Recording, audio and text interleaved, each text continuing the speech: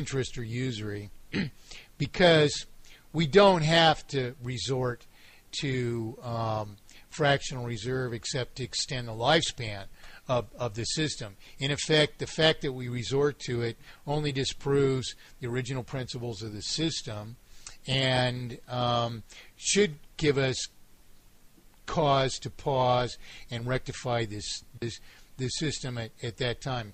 We don't have to resort to it in the case of maintaining a given circulation under usury.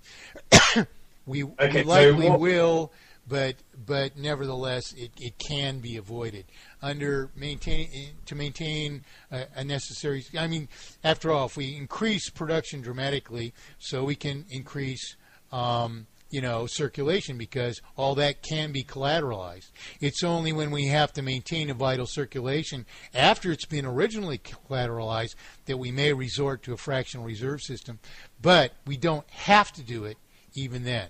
You do have to do it to increase the circulation above a precious monetary reserves, and that's basically another way of expressing the same things that we've already explained. Another thing I wanted to get at, I just recalled that we didn't finish, was that Ron Paul's claiming inflation, circulatory inflation, and what's wrong with his claim is that none of these people are claiming that all they do is assail the vastly greater, ever greater sums of money which are being introduced to circulation by federal overspending and other means of the central banking system. No credible claim to circulatory inflation exists, however, without likewise accounting for what we're spending out of circulation in order to service this ever-escalating sum of debt. So, until you take what's being introduced minus that, you have an established circulatory inflation. And in truth, the circulation isn't growing but by just a few percent, which is not enough to explain, price inflation and the needs for and account for the further needs to maintain industrial margins of solubility. But the fact is, still and always, whenever someone claims circulatory inflation, just assailing what's being introduced by the banking system, they're not establishing a fact that circulatory inflation exists.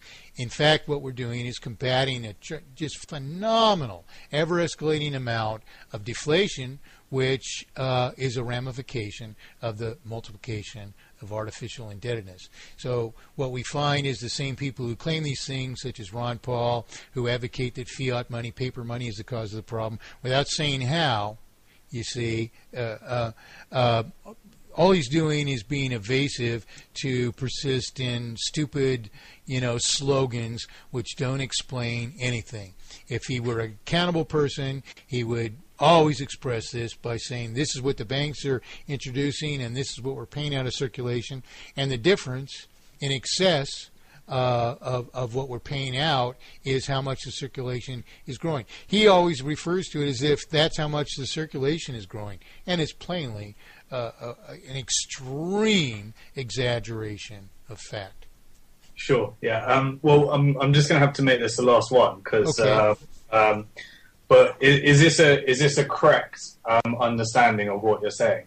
That if you were to have an economy where money was an independent a monetary policy committee, their job was to control inflation and deflation, and there was a transition process. Let me stop you right there, because you're going off on a mistake there. Actually, there's no committee. There is no administration at all. I would never even have a person do this. The public decides the rules by which they want to certify creditworthiness and allow a person to issue a promissory obligation. Every need to do so meets those strictures, and that alone. We don't have a committee examining each thing. Trying to finish the model. If there was a central bank or a monetary policy committee whose job was to determine how much money we actually need without any kind of inflation or deflation, and they were to give that to the Treasury to spend into the economy, and if that money, that existing money, that money supply, which can be increased and decreased in order to control to control inflation, deflation. Well, you see, if they're spending it truly, if they're spending it into circulation, and it's not a debt, there's no obligation to pay it out of circulation. They're not controlling inflation and deflation by the nature of the money, which is why you have this committee and this administration and all these decisions. There is a level of inflation and deflation, but if the moment that model would go wrong, you're saying is that if I, as an individual, have £10 and I ask someone to repay me £11 in a week's time, then that inevitably leads to some kind of fractional reserve banking, where we get in the situation where we are today. It's not inevitable. No, it's not inevitable under interest that we resort to fractional reserve banking. And fractional reserve banking isn't why the debt multiplies in proportion to the circulation. The obfuscation of the currency, subjecting it to interest, is what multiplies debt. Now, if any substantial amount of circulation is subject to that, rather than just one case. Yeah, but what you're saying is that one case leads to another, which leads to the ballooning over a period of hundreds of years. Well, not truly so. That wouldn't be accurate. It isn't a matter of one case leading to another. It's a matter of the obfuscation of the currency makes all the money come into circulation subject to that obfuscation. It makes the central banking system the ultimate collector of the multiplication of all the central bank isn't collecting interest. The central bank is just creating the money that we've, as an economy, the money supply, not M1, M3 or any of that. The money supply that the economy needs. That money is being... Yes, but why should they create it if it's only ever going to exist in circulation by not just spending it into circulation, but an obligation to retire from circulation as well, which equates to a promissory obligation. In truth, they're not really the creators of money then. We are. Yeah, okay. A mathematically perfected economy accomplishes all the purposes of your committee and everything by simply applying the rules that we the people agree to by software.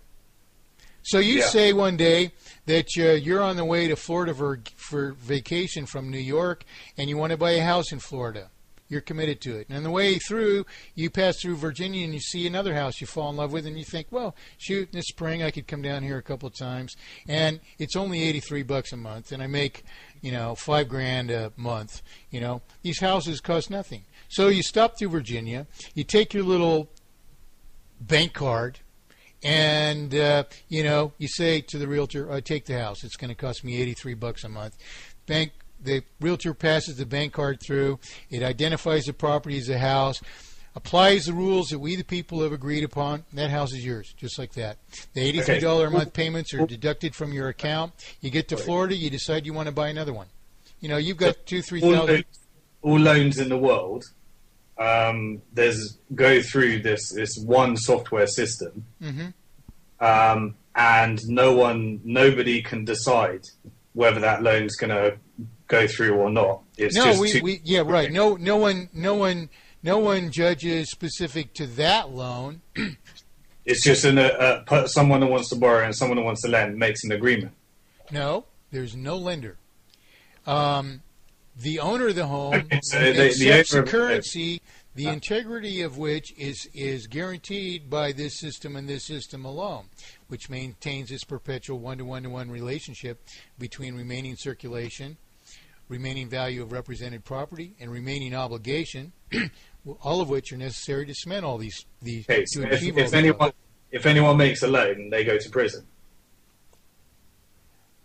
That's an illegal practice where we have I wouldn't outlaw it. But why should I borrow $10 from you, having to pay back $11 when I can issue my own promissory obligation? It just wouldn't happen. It would be stupid. You know, Okay. you might as well charge me $50 to borrow $10, just to prove how stupid I am, because I don't need to impose that extra dollar of cost upon myself. But truth of the matter is, insofar as maintaining the same standard of living as we have now, our indebtedness would be negligible compared to what it is under the present system. See, we're not even talking about engaging in debt, and in truth, the thing that we're still calling a debt, which isn't really truly the same kind of a thing as a debt we're accustomed to interpreting the word debt means, is this. A promissory obligation is not really to be in debt. I might have $2 million of savings. I buy a brand new car. I issue a promissory obligation for it. Am I in debt? No. Has it changed the extent of my assets? No. What's gone on by my issuance of a promissory obligation, which is exactly how all money comes into circulation under the present system, what I'm doing is merely committing to paying for the thing as I consume of it. So I own it a month, I pay for a month's consumption. I'm not in debt. I'm just obligated to pay for its consumption as I consume of it, which is what achieves the objects of your committee without any regulation whatsoever, the schedule of payment. So we automatically, excuse me, have no inflation or deflation under mathematically perfected economy because the software does the accounting of the whole thing. The value of something, much like when you sell real estate now, it's just simply the buyer and the seller agreeing on what the value is. Right. But once that's done, that original value of the thing, is reflected across the entire lifespan of the object by this schedule of payment. You see, instead of just selling a house, say we bought this house in Virginia and we on the way to Florida to buy another house, and we bought both houses. And 5 years down the road, we just get tired of going to the Virginia house, or we get tired of going to the Florida house, whatever the case may be. We want to sell it. Well, all we've been doing is paying for the house as we consume of it. We haven't accumulated any equity, you see. So what happens when somebody buys our house in Florida or Virginia? They simply take over the payments, you see. And this, too, is part of what's incumbent upon any system to maintain an immutable value and integrity of the circulation across all time. Okay, no, I think I get the model. Obviously, I want to look into it a lot further as well. But just as a final word, just to get your opinion on this, the model of, for example, let's say Facebook, one of the biggest databases in the world, say they became simply if they got involved in banking, and when I say banking, I don't mean money creation. I mean simply they decided that they had an open auction like eBay where people could lend to each other. If that was how our whole economy worked, and we had a money supply which wasn't based upon debt, and we had a monetary policy committee that determined the optimum money supply, you're saying that is still inevitable, predictable, and guaranteed to crash, burn, and fail? Not necessarily. I'm not sure that I get the whole picture that you just described there, but I guarantee you this: it's redundant. You see, there would be no reason for Facebook or eBay to engage in certifying our creditworthiness separately. What's more, we've already agreed as a society of the rules upon the rules by which we want to introduce creditworthiness. To tolerate such a thing would allow someone else to possibly implement rules which deviate from our intentions. So we preserve for these things, and we achieve them through our one common monetary foundry, which doesn't have any limitations. The issuance of certification and issuance of our promissory obligations costs virtually nothing. You see, no, I understand, but Facebook doesn't get involved in creditworthiness. They just create a software for borrowers and lenders to say, I want to lend to you. Do you